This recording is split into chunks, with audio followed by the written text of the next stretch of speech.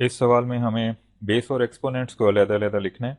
तो इस पहले सवाल को अगर हम देखें तो यहाँ पर 9 टाइम्स एक्स स्क्वेयर लिखा हुआ है। तो यहाँ पर हमारे पास बेस एक्स है और अगर एक्सपोनेंट को देखें तो ये एक्स का एक्सपोनेंट 2 हमारे पास यहाँ पर एक्सपोनेंट 2 आ जाता है। इसी तरीके से अगर आप यहाँ पर नेक्स्ट क्वेश्चन को देखें तो यहाँ पे एक्स टू दी सेवन्थ लिखा हुआ है। तो यहाँ से हमारे पास बेस एक्स आ जाएगी और इसका एक्सपोनेंट 7 हमारे पास आ जाएगा। इस थर्ड क्वेश्चन में p माइनस क्यू और इस p माइनस क्यू का एक्सपोनेंट यहाँ पर 3 है। तो यहाँ से बेस हमारे पास p माइनस क्यू आ जाएगी और इसका एक्सपोनेंट 3। इसी तरीके से यहाँ पर देखिए हमारे पास लिखा हुआ है -8y और इसका एक्सपोनेंट 3। तो यहाँ से हमारे पास जो बेस आती है वो है -8y और एक्सपोनेंट जो हमारे पास आएगा वो है 3। इसी तरीके से यहाँ पर देखिए यहाँ पे -15 टाइम्स a क्यूब्ड है। तो यहाँ से हमारे पास जो बेस है वो है a और जो एक्सपोनेंट है वो है 3।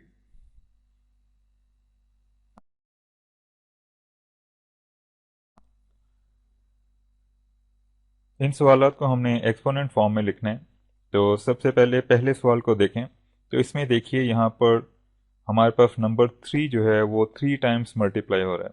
तो अगर देखें तो यहाँ पर हमारे पास 3 है। तो यहाँ से बेस हमारे पास जो आ जाएगी वो आएगी 3। और अब ये देखें कितनी दफ़ा मल्टीप्लाई हो रहा है। तो ये 3 टाइम्स मल्टीप्लाई हो रहा है तो इसका एक्सपोनेंट हमारे पास 3 आ जाएगा। इसी तरीके से अगले सवाल को देखें तो यहाँ पर देखिए यहाँ पर हमारे पास जो वैल्यू आ रही है वो है 5 times P times P times P. तो यहाँ पर पी जो है वो 3 टाइम्स मल्टीप्लाई हो रहा है। तो सबसे पहले बेस हमारे पास यहाँ पर पी आ जाएगी और कितनी दफ़ा ये मल्टीप्लाई हो रहा है 1 2 3। तो यहाँ से इसका एक्सपोनेंट हमारे पास 3 आ जाएगा और ये 5 क्योंकि इस सारे से मल्टीप्लाई हो रहा है तो यहाँ पर 5 टाइम्स पी आ जाएगा। इसको देखिए यहाँ पर X Y times X Y लिखा हुआ है। तो इसको अगर हम थोड़ा रीअरेंज करें तो यहाँ से हमारे पास इस तरह से भी आ सकता है ये एक्स टाइम्स वाई। अब आप यहाँ पर देखिए तो यहाँ पर एक्स आपस में 2 दफ़ा मल्टीप्लाई हो रहा है। तो यहाँ से बेस हमारे पास आ जाएगी एक्स और कितनी दफ़ा मल्टीप्लाई हो रहा है 2 टाइम्स। तो यहाँ से एक्सपोनेंट आ गया 2। इसी तरीके से इसको देखिए वाई यहाँ पर 2 दफ़ा मल्टीप्लाई हो रहा है। तो यहाँ पर बेस आ गई वाई और कितनी दफ़ा मल्टीप्लाई हो रहा है 2 टाइम्स। तो यहाँ से इसका एक्सपोनेंट 2 आ गया।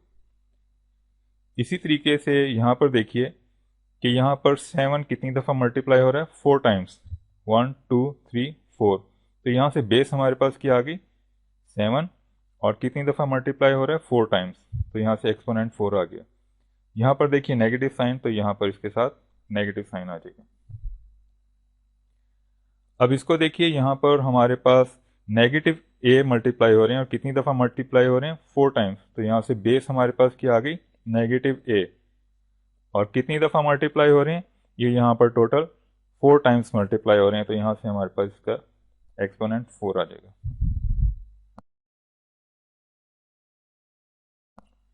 इस सवाल में हमें 3y² और 3y² में डिफरेंस बताना है।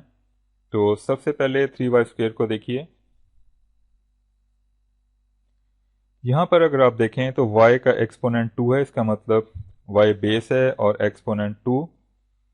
और ये इस बात को जाहिर करता है कि y आपस में 2 टाइम्स मल्टीप्लाई हो रहा है। तो यहाँ से ये आ जाएगा y टाइम्स y और इनसे जो 3 है वो मल्टीप्लाई हो रहा है। तो यहाँ पर हमारे पास बेस y और एक्सपोनेंट 2। अब दूसरे को देखिए इसमें 3y² है। यहाँ पर ये इस चीज़ को जाहिर कर रहा है कि सबसे पहले अगर हम बेस को आइडेंटिफाई करें तो यहाँ पर 3y हमारी बेस है और 2 एक्सपोनेंट है।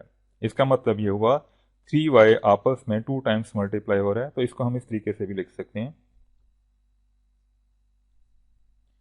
तो जो मेन चीज़ है वो ये है कि यहाँ पर हमारे पास बेस y है और एक्सपोनेंट 2 जबकि यहाँ पर हमारे पास बेस 3y है और उसका एक्सपोनेंट 2।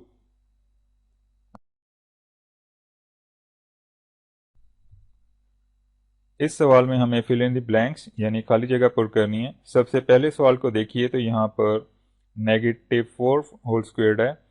इसका मतलब ये हुआ कि यहाँ पर हमारे पास बेस -4 है और एक्सपोनेंट 2 है, जो इस चीज़ को जाहिर कर रहा है कि -4 आपस में 2 टाइम्स मल्टीप्लाई हो रहे हैं। तो यहाँ से हमारे पास आ जाएगा -4 टाइम्स -4, और -4 टाइम्स -4 16 होते हैं।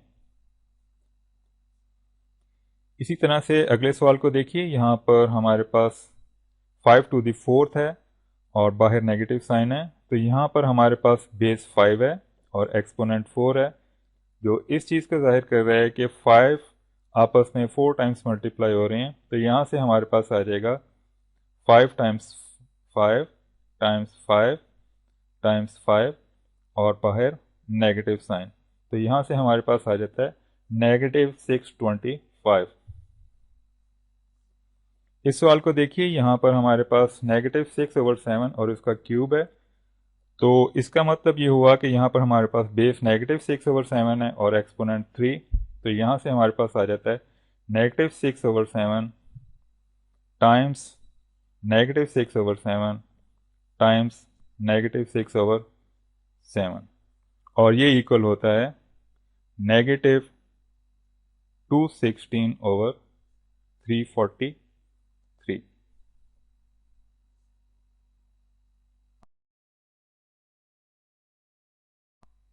इस सवाल में हमें ये बताना है कि हमारा आंसर एक पॉजिटिव रियल नंबर होगा या नेगेटिव।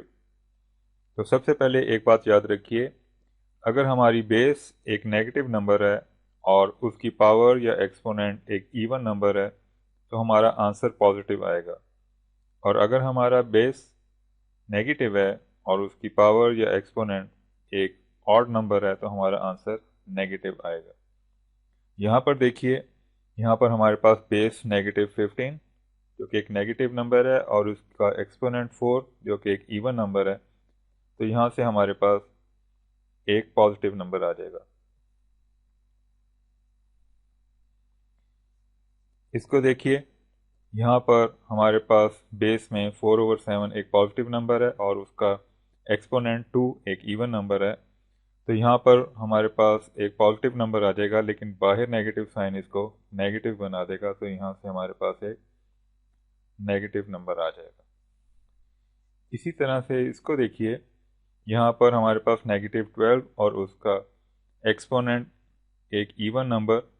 तो यहाँ से हमारे पास +144 आ जाएगा, लेकिन बाहर ये इससे -5 से मल्टीप्लाई हो रहा है। तो यहाँ पर हमारे पास नेगेटिव नंबर आ जाएगा। इसको देखिए, यहाँ पर हमारे पास 21 है और उसका एक्सपोनेंट 3। तो यहाँ से हमारे पास एक पॉजिटिव नंबर आ जाएगा। इसको देखिए, यहाँ पर हमारे पास बेस एक नेगेटिव नंबर है 15/57 और उसका एक्सपोनेंट हमारे पास एक ऑड नंबर है 101। तो नेगेटिव नंबर का एक्सपोनेंट एक ऑड नंबर, तो यहाँ से हमारे पास नेगेटिव नंबर आ जाएगा।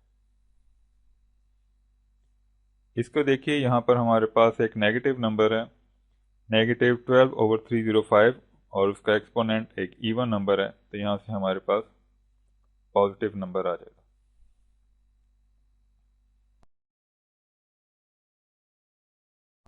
इस सवाल में हमें a⁵ और 5 टाइम्स a में डिफरेंस बताना है। तो सबसे पहले 5 टाइम्स a को देखिए। 5 टाइम्स a में 5 a से मल्टीप्लाई हो रहा है, यानी कि a का कोफिशिएंट 5 है। जबकि a⁵ को अगर हम देखें तो यहाँ पर ये इस चीज़ को बता रहा है कि हमारी बेस a है और उसका एक्सपोनेंट 5 है, जिससे ये पता चलता है कि a आपस में 5 टाइम्स मल्टीप्लाई हो रहा है। तो यहाँ से हमारे पास आ जाएगा a times a times a times a times a। तो जो चीज़ यहाँ पर बताने वाली है वो ये है कि 5 टाइम्स a का मतलब ये है कि 5a से मल्टीप्लाई हो रहा है, जबकि a⁵ का मतलब ये है कि a आपस में एक दूसरे से 5 टाइम्स मल्टीप्लाई हो रहा है।